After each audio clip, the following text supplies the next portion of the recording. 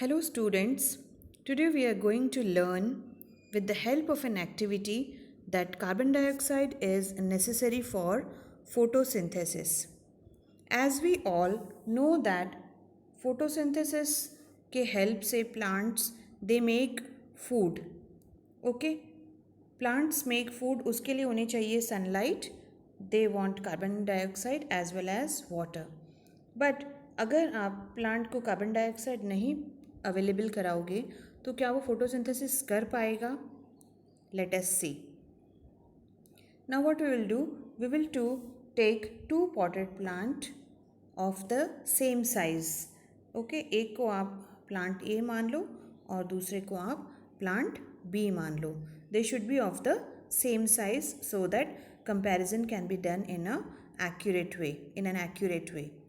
Then we will destarch both these plants. Destarch का मतलब क्या है? Destarch का मतलब ये है कि हम डार्क रूम में 2 to 3 days के लिए इन प्लांट्स को रख देंगे. इससे क्या होगा? इससे ये होगा क्योंकि इन प्लांट्स को सनलाइट नहीं मिलेगा, so they will not do any new photosynthesis and the starch will be used up for the process of respiration. So after destarching them for 2 to 3 days, we need to put these plants outside in the sun.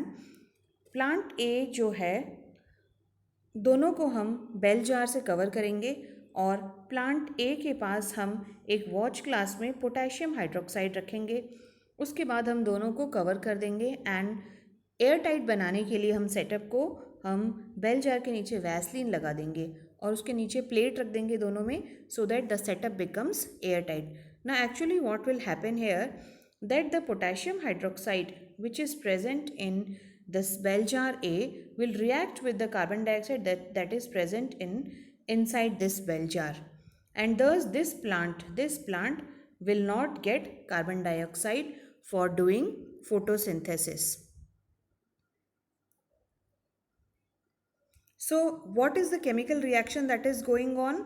The chemical reaction that happens when you place potassium hydroxide is that potassium hydroxide reacts with the carbon dioxide inside that bell jar of potted plant 1, and thus carbon dioxide is used up in this chemical reaction and the plant is not getting any carbon dioxide for performing the photosynthesis. Then we will pluck one leaf each from both the plants. दोनों plants में से हम एक एक leaf निकाल लेंगे. हमने उनको सनलाइट में 2 hours के लिए रखा था. And then we will be doing starch test on these 2 leaves. Starch test करने के लिए हम क्या करते हैं? First we will boil the leaf in water so that all the cells of the leaves they die and no more chemical reaction take place. उसके बाद हम उस leaves को लेकर उसको अल्कोहल सोल्यूशन में एक टेस्ट ट्यूब में डालकर वाटर बाथ में हीट करते हैं so that all the chlorophyll will come out into the alcohol solution. Okay. Now what we will do, we will again wash the leaf ताकि उसमें जो alcohol है वो rinse हो जाए, and then we will perform the starch test. When we perform the starch test on these 2 leaves, what happens?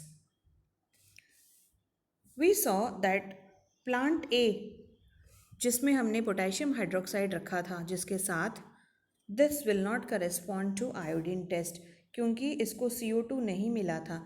It didn't get carbon dioxide because that carbon dioxide was utilized by KOH. Potassium hydroxide ने उसको use कर लिया था तो उस plant को carbon dioxide नहीं मिला.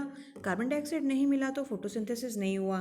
फोटोसिंथेसिस नहीं हुआ तो स्टार्च नहीं बना और स्टार्च था ही नहीं तो it didn't responded to the starch test. Whereas in plant B we will see that it was having carbon dioxide, so it performed photosynthesis.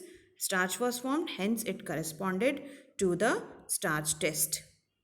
So actually what happened, ये हुआ कि प्लांट ए को sunlight मिला, water मिला, chlorophyll इनके पास था, but carbon dioxide इसको नहीं मिला. Whereas plant B में it got sunlight, water, chlorophyll as well as carbon dioxide, because of which it was able to do photosynthesis. Plant B was able to do, whereas plant A was unable to do it. I hope that this activity is now clear to you, that carbon dioxide is essential for performing photosynthesis. Thank you, students, for watching this.